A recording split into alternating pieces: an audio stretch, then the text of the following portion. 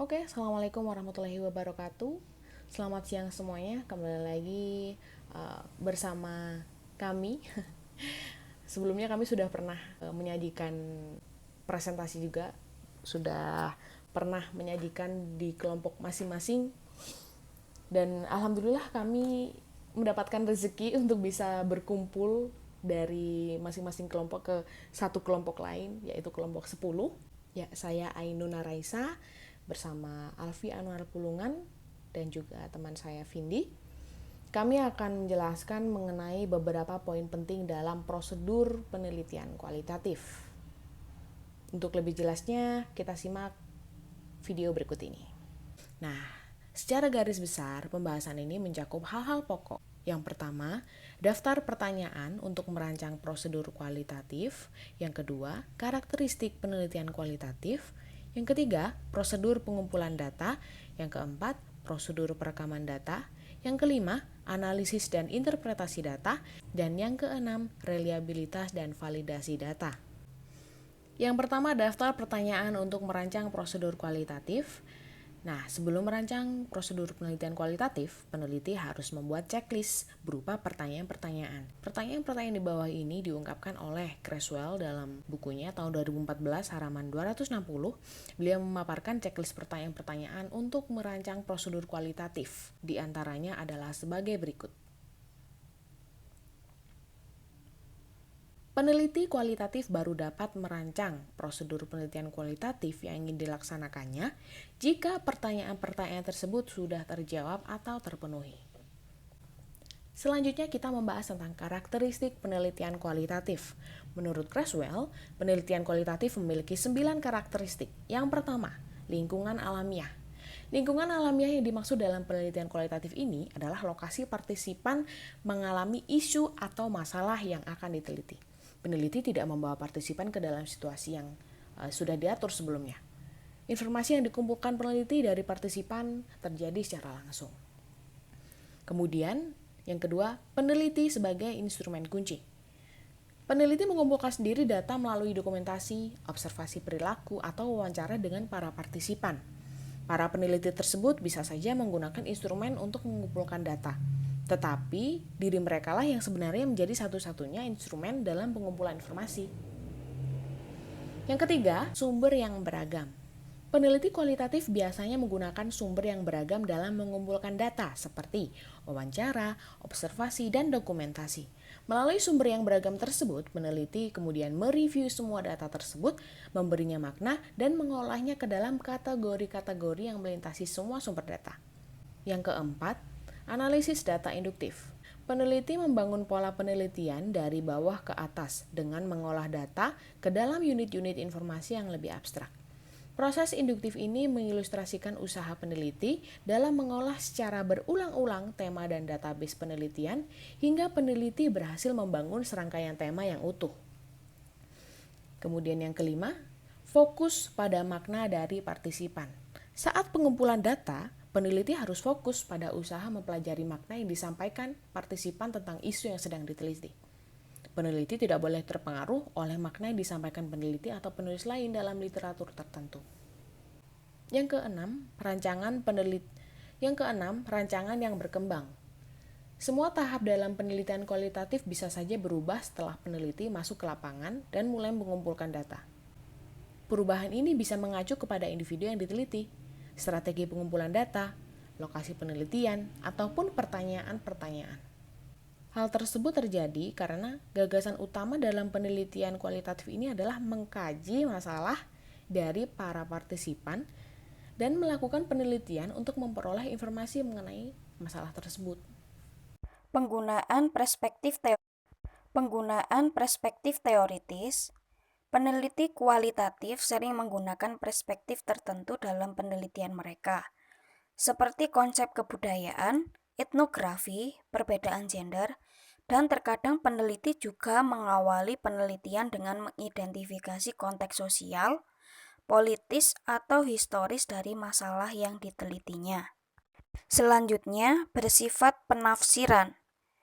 Di sini peneliti kualitatif membuat suatu interpretasi atas sesuatu yang mereka amati, Setelah laporan penelitian diterbitkan, barulah pembaca dan partisipan yang melakukan interpretasi yang sering berbeda dengan interpretasi peneliti. Oleh karena itu, penelitian kualitatif menawarkan pandangan-pandangan yang beragam atas suatu masalah. Dan yang terakhir, pandangan menyeluruh. Di sini peneliti membuat gambaran kompleks dari suatu masalah atau isu yang sedang diteliti. Peneliti kualitatif diharapkan dapat membuat suatu model visual dari berbagai aspek mengenai proses atau fenomena yang diteliti. Poin pembahasan yang ketiga yaitu prosedur pengumpulan data. Di sini menurut Creswell, langkah-langkah pengumpulan data meliputi usaha pembatasi penelitian, mengumpulkan informasi melalui observasi, wawancara dokumentasi, materi-materi visual, dan usaha merancang protokol untuk merekam atau mencatat informasi.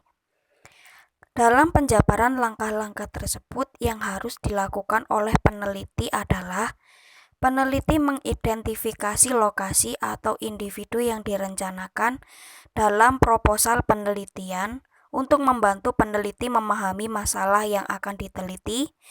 Dan yang terakhir, peneliti menjelaskan jenis data yang akan dikumpulkan. Prosedur pengumpulan data dalam penelitian kualitatif dibagi menjadi 4 jenis. Yang pertama, melakukan observasi kualitatif. Menurut Bungin, bentuk observasi dalam penelitian kualitatif ada 3. Yang pertama, observasi partisipasi.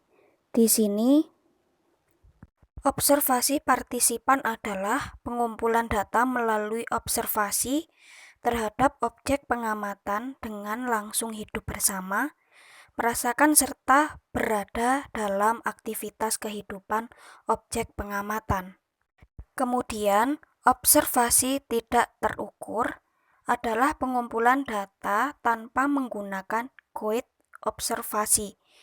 Di sini pengamat harus mampu secara pribadi mengembangkan data pengamatannya dengan mengamati suatu objek. Dan yang terakhir, observasi kelompok tidak terstruktur adalah pengumpulan data yang dilakukan secara berkelompok terhadap suatu atau beberapa objek sekaligus. Selanjutnya, yang kedua, wawancara kualitatif. Menurut Singaripun dan Effendi, terdapat faktor yang mempengaruhi keberhasilan wawancara, yaitu pewawancara yang meliputi karakteristik sosial, keterampilan berwawancara, motivasi, dan rasa aman. Kemudian informan meliputi karakteristik sosial, keterampilan menangkap pertanyaan, dan kemampuan menjawab. Selanjutnya, situasi wawancara meliputi waktu, tempat, kehadiran orang lain, dan sikap masyarakat. Dan poin terakhir, ada isi wawancara. Di sini meliputi peka untuk dinyatakan, sukar untuk dinyatakan, dan sumber kekhawatiran. Yang ketiga, melakukan dokumen-dokumen kualitatif. Di sini peneliti mengumpulkan dokumen-dokumen kualitatif berupa dokumen publik seperti koran, makalah, laporan kantor.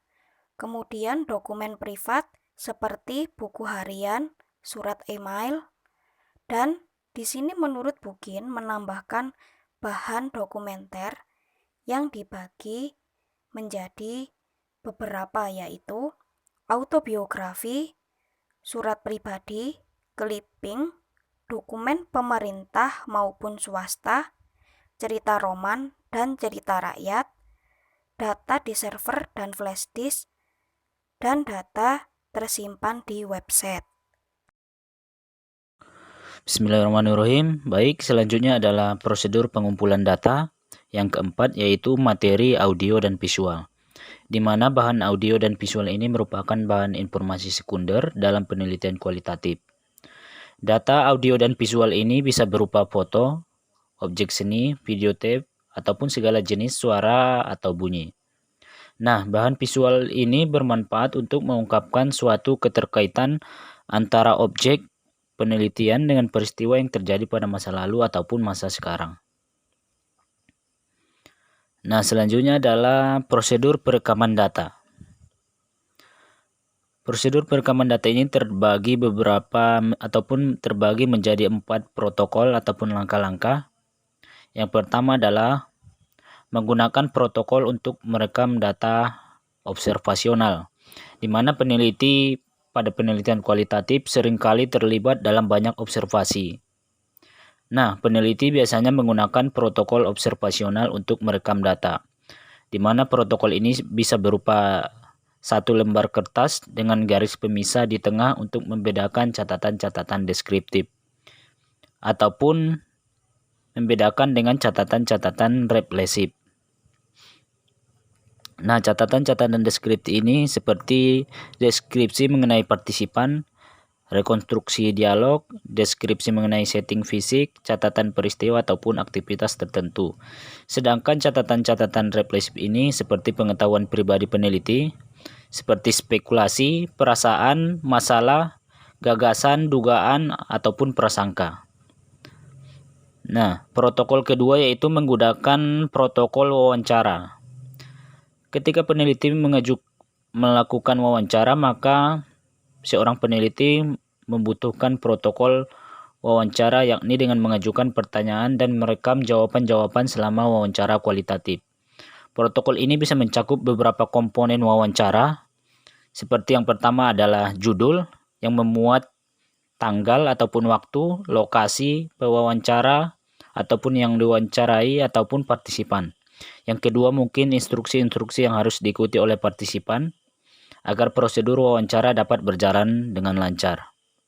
Yang ketiga mungkin pertanyaan-pertanyaan, di mana terbagi beberapa tahap. Yang pertama pertanyaan-pertanyaan awal mungkin adalah pertanyaan icebreaker, yang kemudian dilanjutkan dengan 4-5 pertanyaan yang menjadi subpertanyaan dari rumusan masalah. Nah, yang keempat adalah proses penjajakan atau pemeriksaan, dengan mengajukan mungkin 4-5 pertanyaan juga untuk meminta partisipan menjelaskan bagaimana gagasan mereka yang lebih detail ataupun lebih lengkap untuk menguraikan lebih rinci tentang apa yang mereka katakan. Dan yang kelima mungkin seorang peneliti ketika mewawancara bisa mengucapkan ucapan terima kasih kepada partisipan ataupun orang yang diwawancarai. Nah, protokol yang ketiga yaitu merekam informasi dari partisipan, yakni dengan menggunakan catatan tangan, audio tape ataupun dengan video tape. Dan protokol yang terakhir yaitu peneliti bisa memberikan komentar atau perlu memberikan komentar tentang nilai dan reliabilitas sumber-sumber data ini. Dan yang ketiga adalah analisis dan interpretasi data.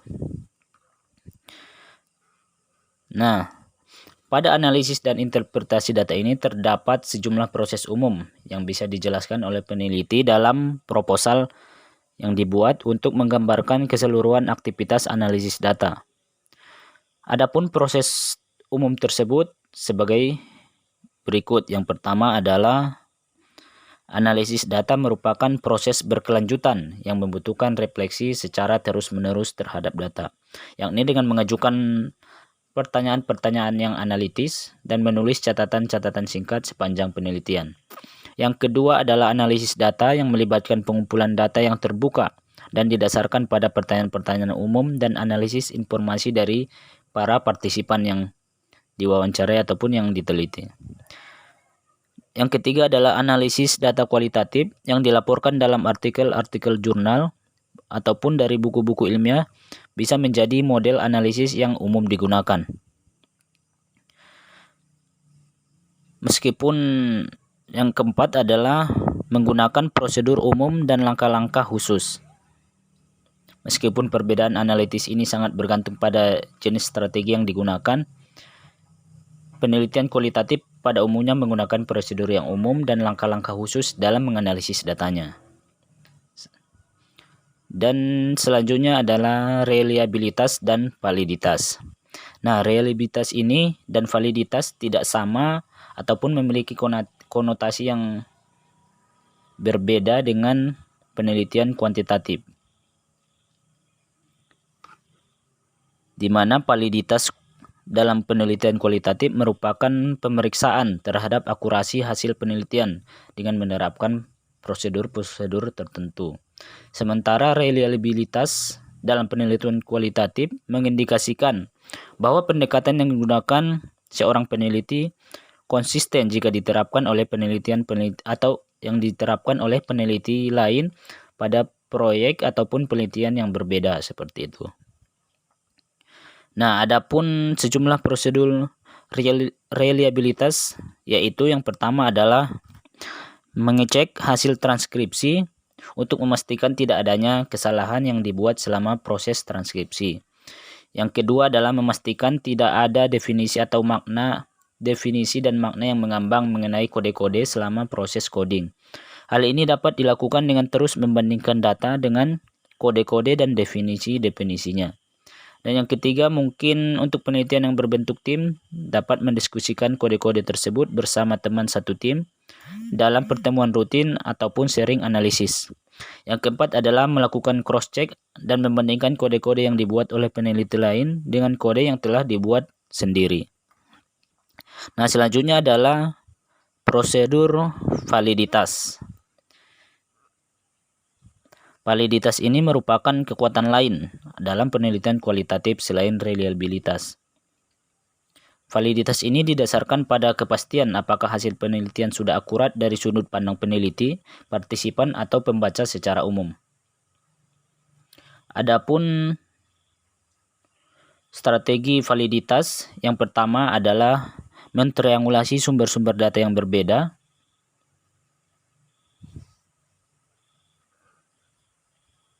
Yang kedua adalah menerapkan member checking untuk mengetahui akurasi hasil penelitian. Ya, selanjutnya membuat deskripsi yang kaya dan padat tentang hasil penelitian. Kemudian memanfaatkan waktu yang relatif lebih lama. Kemudian melakukan tanya jawab dengan sesama peneliti ataupun teman sejawat dan mengajak seseorang untuk mereview, yaitu mungkin bisa auditor untuk mereview keseluruhan proyek penelitian. Mungkin itu saja yang dapat saya sampaikan. Terima kasih.